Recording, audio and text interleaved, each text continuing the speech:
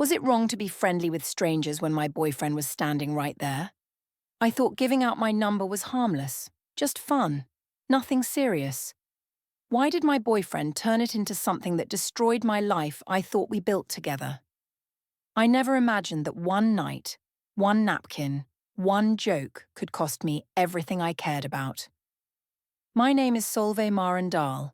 I am 31 years old, and I work as a dental hygienist at a mid-sized clinic on the east side of the city where I have spent the last 6 years cleaning teeth, making small talk with nervous patients, and quietly believing that I am the kind of woman who deserves more attention than any single room can offer.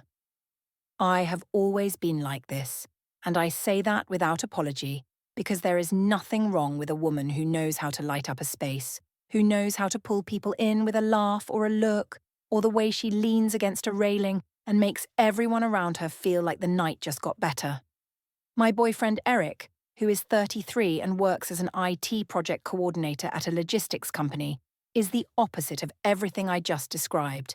And for 4 years, I have loved him in the way you love someone who is reliable and steady and always there, even when always there starts to feel like a man standing at the edge of every room I try to enjoy.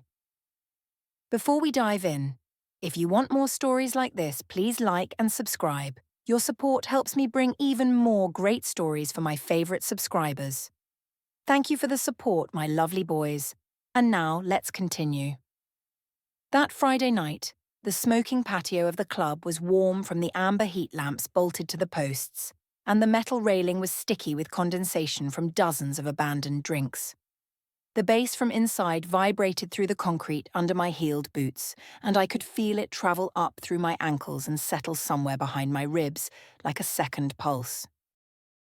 I was standing in a loose circle with my best friend Pip and 2 people we had just met, one of whom was a tall guy named Nico with an easy grin and a camera strap hanging from his shoulder. He made a joke about the DJ playing the same remix for the 3rd time, and everyone laughed. And something about the way he looked at me when I laughed made me reach for the cocktail napkin dispenser on the railing ledge, pull one free, and write my phone number on it with the eyeliner pencil from my clutch. I handed it to him like it was nothing, because to me it was nothing.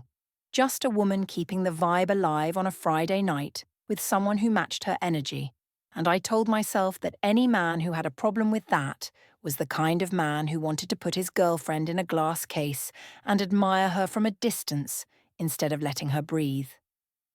Eric was standing inside, visible through the glass door, holding a drink near the bar railing and watching. I saw him there and felt a ripple of annoyance instead of guilt, because he always did this, always hovered near the edge of whatever was happening instead of stepping into the center the way I wanted him to. Later on the dance floor, I moved close to Nico while Pip recorded a video, and the strobe light caught something.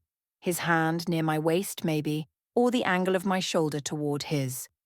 And Eric walked to the bar, set his glass down, and stayed there with his back turned. I told Pip that he does this at every event, stands around making the temperature drop 10 degrees with his silence, and she agreed and said he should learn to relax and let me be myself. In the rideshare home, we did not speak. The car smelled like synthetic pine from the air freshener dangling near the rearview mirror, and when we passed under a streetlight, Eric glanced at my phone screen, where a new contact glowed under a sunrise emoji. I tilted my phone away and told myself that a man who looks at a woman's phone without permission is showing his insecurity, not his love. Back in our bedroom at 1:20 a.m., he sat on the edge of the bed with his shoes still on while I stood at the dresser removing my earrings. He asked me who the guy with the camera strap was and why I wrote my number on a napkin for someone I met 20 minutes ago on a smoking patio near the heat lamp at 1:45. I rolled my eyes and told him the napkin meant nothing and that millions of people exchange numbers at clubs without it becoming a national crisis, and that he sounded like a jealous teenager. He asked why, if the number was so meaningless, I saved it in my phone under a disguised emoji instead of a real name, and he proposed that we both leave our phones on the nightstand unlocked tonight, just as a small gesture of transparency. I sighed and said the emoji was a game between me and Pip, and that I was not going to audition for his trust over a cocktail napkin and a contact icon. And I put my phone face down under my pillow and turned off the lamp. I caught my own reflections smirking faintly in the dresser mirror and felt validated by my own confidence. Eric stood in the doorway for a while, then walked to the living room without another word, and somewhere around 2 in the morning, his phone made a calendar sound I had never heard before. A short, clean tone from the sofa. And I rolled over and ignored it because whatever meeting he had could not possibly matter more than my right to live my life without being monitored. The next morning he left the apartment 40 minutes before his usual Saturday time, showered, wearing a pressed shirt, carrying only his wallet and keys, and I watched from the balcony as his car pulled out facing the street, the early sun hitting the windshield so hard I could not see his face behind it. He came back at 10:50 a.m. with a slight crease on his shirt sleeve from sitting somewhere with his arms folded, walked past the balcony where I sat scrolling Nico's Instagram feed, went straight to the bedroom, opened his laptop, typed briefly, and closed it. I did not ask where he had been because I refused to give him the satisfaction of my curiosity, and besides, Nico's feed was full of nightlife photography and rooftop parties that made me feel connected to a world Eric did not seem to understand. I followed Nico from my personal account and told myself that following a photographer was an appreciation of art, nothing more. The rest of that Saturday, Eric was different in a way I could not quite name. He cooked dinner without asking if I wanted any, went to bed at 9:30 p.m., 90 minutes before his usual weekend time, and did not say goodnight, did not check if the balcony door was locked, did not reach for me in bed. The distance was new, and I told myself he was being dramatic, punishing me with silence because I refused to let him shrink me down to the size of his comfort zone. On Monday at the dental clinic, the break room hummed with its usual fluorescent light and the low drone of someone's lunch spinning in the microwave. And I sat with 2 co-workers and told the club story.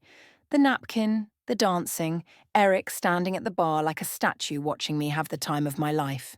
They laughed, and Lena, the co-worker beside me, asked if the club guy had texted back, and I showed her Nico's reply on my phone screen with a little grin. Lena raised both eyebrows and said nothing, and another co-worker asked if Eric knew about the texting, and I waved the question away like a woman swatting a slow fly because Eric did not own my phone, and he did not own my friendships, and performing submission was not the same as being in love.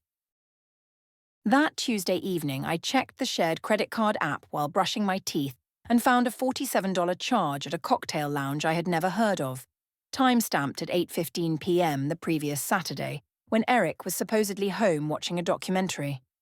I stared at the charge, rinsed my mouth, and told myself it was a delayed processing error from a previous week, and instead of asking Eric about it, I opened Nico's chat and sent him a photo of the sunset from the balcony, and he replied with a fire emoji, and I smiled at the cracked upper left corner of the bathroom mirror without knowing why my reflection in the damaged part seemed sharper than the rest. On Wednesday night at 10:15, Eric sat on his side of the bed with a project management paperback in his hands and his phone face down on the nightstand. He said he had heard from a co-worker's partner, someone who knew Lena, that I had told the napkin story at work and shown Nico's text to my colleagues while laughing. And he asked why I needed to broadcast a stranger from a club to the people I saw every day at my job, and whether the texting had continued since Friday. He mentioned the specific day, Monday, the break room, and the fact that I showed a message on my phone screen, and he asked what she expected him to make of a situation where his girlfriend shared private texts with strangers at a staff lunch table. I put down my skincare bottle and told him I was allowed to talk to my friends about my life, that I had not said anything bad about him, and that he was the one with Saturday morning secrets he would not explain, so maybe he should interrogate his own behavior before auditing mine. A thin smear of moisturizer on the back of my phone case caught the lamplight before I turned it off, and the room went dark. Thursday morning at 7:40, Eric was packing Astrid's preschool lunch in the kitchen while our 4-year-old daughter watched a cartoon on the living room tablet, and I came in wearing scrubs, running late. He told me he had checked the rideshare history on the shared family account and that a ride logged at 2:14 a.m. Friday showed a pickup address 3 blocks from a neighborhood that was not the club and not Pip's apartment. And he asked where I had gone between the club closing and the car arriving.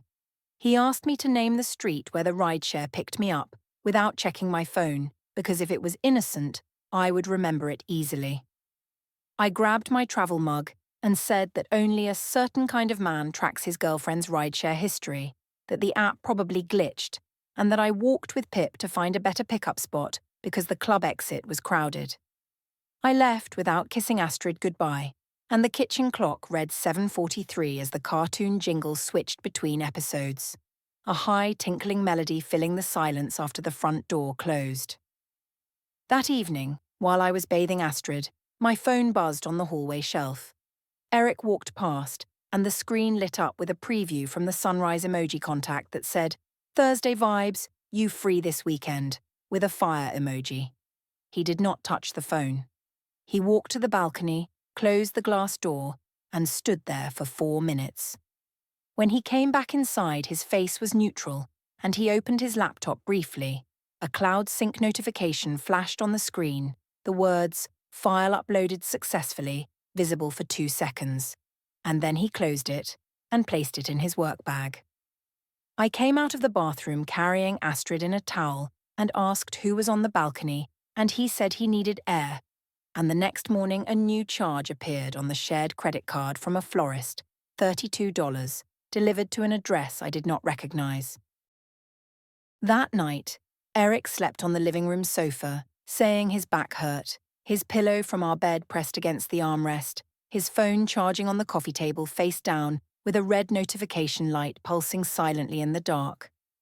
Pip's 30th birthday party was on a rooftop bar decorated with gold helium balloons and a vinyl banner that read, "Dirty 30 Pip," in glitter letters, and the city skyline burned orange and purple behind the railing while a DJ booth in the corner pumped bass through the string lights overhead. I wore a backless dress I had bought on Wednesday without mentioning it to Eric, and he arrived in a dark shirt with the sleeves rolled, carrying the candle set I ordered for Pip, using our joint card. The rooftop smelled like charcoal from the grill station near the bar, and the air up there had a current to it, something electric, the kind of energy that made me feel like the center of something important. I spotted Nico before I introduced him.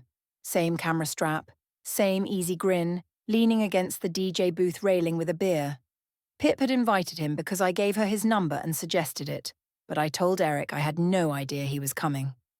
Nico hugged me when he walked over, and the hug lasted longer than a greeting demands, his arm around my shoulder, his chin near my temple, and Eric watched from 14 feet away with a drink he had not touched. I saw our mutual friend Ray lift one eyebrow from across the table, a tiny question that needed no words. Then I pulled Nico toward the railing for a skyline photo, tilted my head onto his shoulder, and Pip recorded it for her story while the city wind caught my hair and the string lights made the image warm and close and intimate in a way that had nothing to do with friendship and everything to do with the fact that being seen this way made me feel alive. During the toast, Pip stood on a chair and thanked everyone and joked that I had brought the best energy tonight, gesturing toward Nico and saying I was glowing. Several people glanced at Eric, who stood motionless by the grill station, charcoal smoke drifting past his shoulder like a slow-moving curtain. I blew a kiss to the crowd and did not look at him. When a man from Pip's work circle asked if Nico was my boyfriend, I laughed and pointed across the rooftop at Eric and called him the quiet one by the smoke, and the group chuckled, and I added loudly enough for the nearby cluster to hear that my boyfriend thinks every conversation I have is a threat to our relationship and that I refuse to shrink myself for anyone's comfort. Nico put his arm around me and someone near the DJ booth recorded a boomerang, and Eric set his water glass on the ledge and walked to the elevator without saying goodbye to anyone. Ray pulled out his phone and screenshotted Pip's story, the one showing me and Nico at the railing with the timestamp 9:22 p.m. visible in the frame. Back in our apartment at 12:30 a.m., Eric sat on the sofa with his shoes off and his hands clasped between his knees. And when I came in, flushed from 2 cocktails, he asked me why I introduced him to a room of strangers as a punchline, and why Nico had his arm around me while my boyfriend stood alone 15 feet away. He asked who gave Pip Nico's contact information to send the birthday invite, because Pip did not know Nico before the club night and had no independent way to reach him. I dropped onto the armchair and said everyone at the party thought Eric was rude for leaving early, that Pip texted asking if everything was okay, and that 3 people sent me messages saying I deserved someone who could match my energy. I asked him why he always turned a party into a therapy session. He did not raise his voice. He asked me to open my chat with Pip and scroll to any message where I shared Nico's number or suggested inviting him. And he said that if no such message existed, he would accept my version and drop the whole thing tonight. He told me that if I refused to show the chat, he would take the refusal itself as the answer. Not because he wanted to control my phone, but because the silence between words tells its own story. He offered one last path.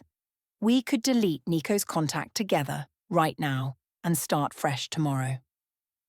I told him I would not stand in my own hallway being interrogated like a suspect, that he did not get to audit my friendships or my phone or my social life, and that he was acting like my father, not my boyfriend. I walked into the bedroom, closed the door firmly and turned the lock.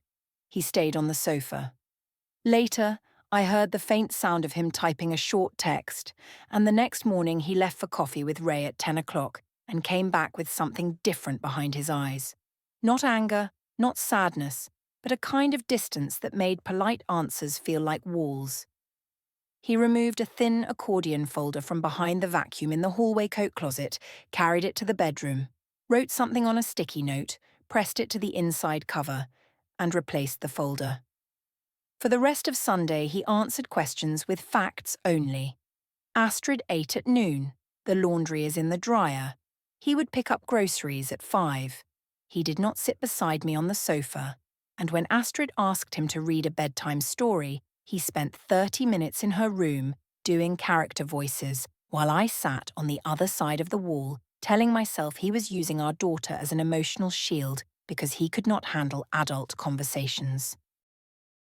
On Monday morning, a notification appeared on my phone. Ray Sung had commented on one of Pip's birthday photos, the one showing me and Nico at the railing, with a single word that I told myself was a compliment, but that sat in my chest with a weight I could not explain. And when I got to the clinic, Lena mentioned casually that her husband, who worked in the same building as Eric, said people were talking. Jonah's backyard smelled like hickory smoke and fresh-cut grass, and the patio table was set for 7 with mismatched plates and a centerpiece of wildflowers Dina had picked from the garden that morning. Eric and I arrived in separate cars because I had errands first. That was the excuse. And Jonah noticed but said nothing, just handed me a lemonade and pointed toward the grill. Astrid sat on Eric's lap eating watermelon slices, and the sprinkler arced across the far lawn where Jonah's kids chased each other in bare feet, and everything looked like the kind of Saturday afternoon that families post online to prove they are happy. When Dina asked about the rooftop birthday party, I lit up and described the venue and the skyline and the DJ, and I said Eric was not feeling it and left early, and I added with a practiced laugh that Eric treats every party like a doctor's waiting room. He sits, he stares, and then he wants a diagnosis afterward. Jonah glanced at Eric, who kept cutting watermelon for Astrid without responding, and Dina changed the subject to school enrollment, and I narrated in my own head that Eric's family always sided with him through their careful, coded silences. Then Astrid said it. She was playing with a plastic dinosaur at the end of the table, and in a gap between conversations, she announced clearly that Mommy's friend with the camera takes funny pictures and that he showed her on his phone. Dina's hand stopped mid-pour, lemonade pooling at the rim of an empty glass. Jonah set the grill tongs on the side table with a quiet metallic tap. Eric looked at Astrid and asked, in a voice so calm it had no edges, when the camera friend showed her pictures. Astrid said it was when Mommy was getting ready for the party and he came to bring something. I interrupted immediately, laughing, saying Astrid was mixing up a character from her favourite cartoon, that children blend fantasy and reality all the time, and that it was adorable but not real. Eric did not press Astrid further, and the sprinkler hissed in the silence like a slow, rhythmic exhale across the yard. Later, near the garden shed where a rusted hasp swung in the breeze, making a thin, irregular tapping sound against the wood, Eric asked me directly whether Nico had been at our apartment before Pip's birthday, and what he had brought, and how long he stayed while Astrid was awake. He asked how a 4-year-old would know the word camera in connection with a man I claimed to barely know unless the child had met him and spent enough time around him to form a description. And he said that anyone who enters our apartment and interacts with our daughter is a conversation he is entitled to have, and it is not optional. He proposed a simple rule. Any new person Astrid is introduced to, we agree on beforehand, because this is not about control, but about being co-parents who respect each other's awareness of who is in their child's life. My eyes filled with tears, fast and strategic, the kind I could summon when I needed to become the victim instead of the subject. I said he was accusing me of endangering our daughter, that Nico dropped off a lighting cord Pip needed for 3 minutes because Pip's car was in the shop, and that a man who interrogates his girlfriend in his brother's backyard while children play inside is the one creating an unsafe environment. I asked loudly enough for Jonah to hear whether this was what our weekends had become. Eric watched my tears without moving toward me and said he would not discuss anything that required performance, and he walked back to the patio and sat with his water glass. That evening at home, I tried something different. I came out of the bedroom with damp hair and 2 cups of chamomile tea and sat across from him at the dining table. I said I had been thinking and maybe I handled the Nico situation badly, and I proposed a reset. Both of us delete social media for a month, go on weekly date nights, and stop discussing the past. I showed him my phone's following list as proof that I had already unfollowed Nico. Eric drank from the tea and asked one question: why my transparency plan required deleting social media and erasing the record, because removing evidence and stopping questions looks the same as hiding regardless of what name it carries. He asked if I would prefer we both keep our accounts active and answer questions honestly instead of deleting the history. I told him he was turning my olive branch into a trap and picked up both teacups, poured his half-full cup down the kitchen drain, and placed it firmly on the drying rack. In the bedroom, I heard him open his laptop, and when I checked later, the hallway coat closet accordion folder had a new sticky note on it, readable only as a date and a question mark. The next day, at preschool pickup, he mentioned the Instagram story I posted on Sunday morning, the one captioned "Bad Girls Brunch," less than 12 hours after I proposed a social media break, and he asked if I could name one specific action I had taken since Saturday night that matched the transparency I offered. I said the brunch was planned before our conversation, and the caption was a joke between Pip and me, and I told him that bringing this up at our daughter's school while other parents stood near the painted fence proved he did not know when to stop. He picked up Astrid without responding and drove away, and I watched the car leave the lot while the preschool fence behind me displayed a child's crayon family portrait, 4 stick figures, one holding a large rectangular shape, and I looked away as if the image had edges that could cut. That Monday evening, while I watched a show in the bedroom with the door closed, Eric opened the streaming service on the shared tablet, cancelled the subscription tied to his email and his card, and removed himself from the family location tracking app. A soft chime sounded, a departure notification. But my show was too loud for me to hear it, and his car keys migrated to a brass hook by the front door that had always been empty, hanging there like a habit he was building from scratch. If you're really enjoying my stories, I'd truly appreciate a like and a subscription. Your support helps my channel grow and lets me bring you even more intense, interesting stories. And now let's find out how our heroine's story ends. On Tuesday night at 9 o'clock, the bedroom window was open 2 inches and a faint hydraulic hiss drifted up from a bus, braking at the stop below. And Eric stood near the glass, looking at the street, while I sat on the bed, pretending to read. He said he had noticed a selfie I posted 2 nights earlier from a wine bar called Terraza, and the location tag placed me 15 minutes from Nico's neighborhood at 10:45 p.m. on a weeknight. And he asked whether I went there alone or with Nico, and who watched Astrid that evening, since he had been at the office late and had not arranged a sitter. He asked me to name the person who stayed with our daughter that night, because either Astrid was left alone or someone I had not mentioned was in our apartment, and both options required an explanation. He said this was the last time he would bring up the topic, that he had asked the same core question in 5 different ways over 3 weeks, and that each time I had either mocked him, cried to flip the blame, shut down the conversation, or contradicted myself within a day. He offered one final path: sit together tomorrow evening, phones on the table, 30 minutes of complete truth from both sides without interruption or deflection. And if I agreed and followed through, he would commit to couples counselling immediately.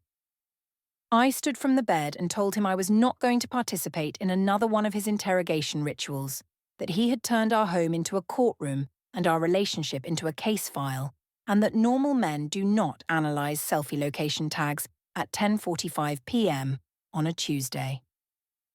I grabbed my jacket and said I was going to Pip's because I needed to breathe, and the curtain beside the open window pressed against his forearm, cool cotton against warm skin. And he did not push it away, and I left. Earlier that day, he had returned from his morning coffee meeting with a different posture, shoulders set wider, steps more deliberate, as if he had put something heavy down and was walking without it for the first time. He changed the emergency contact on his phone from my name to Jonah's, updated the shared cloud storage password, placed a new sealed envelope inside the messenger bag on the brass hook, and asked me one practical question at dinner: where Astrid's health insurance card was kept. I said the kitchen drawer. He photographed both sides of the card and returned it, and I told myself he was filling out a work form. At Pip's apartment that Tuesday night, I sat on a high stool at her marble-topped kitchen island under the yellowish glow of the under-cabinet lights, wineglass half full, and told my version of the past month to Pip, a friend named Val, and my co-worker Lena. I said Eric had become paranoid and possessive, that he tracked my rideshare, monitored my phone, interrogated me about every friendship, and tried to control who attended birthday parties. I said he questioned my parenting at his brother's barbecue in front of children, and I told them I was thinking about leaving but was afraid of his reaction. I did not mention the napkin, the texting, the sunrise emoji, the rideshare discrepancy, Nico's visit to the apartment, or Astrid's comment about the camera friend, because those details did not fit the shape of the woman I needed to be in that room. Val, who had been quiet, asked one question: whether Eric had ever followed through on any threat. And I said no, but that his silence was a form of violence, and Val nodded slowly without agreeing. Lena suggested I document everything. I agreed enthusiastically, not understanding that I was building a public narrative that directly contradicted the evidence Eric had been quietly compiling for weeks. Val texted her cousin Ray that night and said something felt off about my story. The next afternoon, my mother Marcia stood in a pharmacy queue, 3 people behind me, separated by a rack of reading glasses, while I talked to Pip on speakerphone about a Thursday plan Eric did not know about, a coffee with Nico. And I said, laughing, that I was not doing anything wrong, just living. Marcia heard every word. The pharmacy fluorescent lights buzzed overhead. She picked up her prescription bag, the paper crunching audibly in her tightened grip, while the woman ahead of her turned to look. And she walked to her car and sat in the driver's seat for 9 minutes before calling Eric to say she owed him an apology she could not fully explain yet, and that she believed him. Thursday morning at 6:50, Eric stood in the bedroom doorway with his messenger bag on his shoulder. the morning light making a clean rectangle on the carpet, his shadow cutting across it. He asked one final question. If I could tell him one truthful thing about the last month that I had not told him yet, just one thing, what would it be? He asked what was happening today, Thursday, because Astrid's preschool had a half day and he had not seen a sitter arranged. He said he had stopped asking me to change and was now observing whether honesty existed between us. And he said the difference between a relationship and a situation is the difference between those two things, and he now knew which one we were in. He said he would handle everything properly and through the right channels, and he paused, adjusted his bag strap, and added that I should do the same. I did not sit up. I said from the pillow that he sounded like a manager firing an employee, and that the real problem was his inability to accept that I am an independent person. And the hallway light flickered once, a bulb near the end of its life, and the rectangle of light on the carpet shivered, then steadied. He left, and the front door closed, and his side of the closet was missing 3 suits, his winter coat, and 2 pairs of dress shoes, the empty hangers swinging slightly as if recently touched. I stared at the gaps for 15 seconds, told myself he took them to the dry cleaner, opened Nico's chat, read his message that said, "See you at 3," and typed back that I could not wait, adding a pink heart. Friday morning at 5:50, Eric was dressed in a navy suit I had not seen since his last company presentation, and he packed the notebook, the sealed envelope, and a USB drive into the messenger bag, checked the door camera app on his phone, and wrote a sticky note for the refrigerator that said Astrid's school trip was Monday and the bus returned at 4:15 p.m. at Terminal B bench area. He did not wake me and did not make coffee.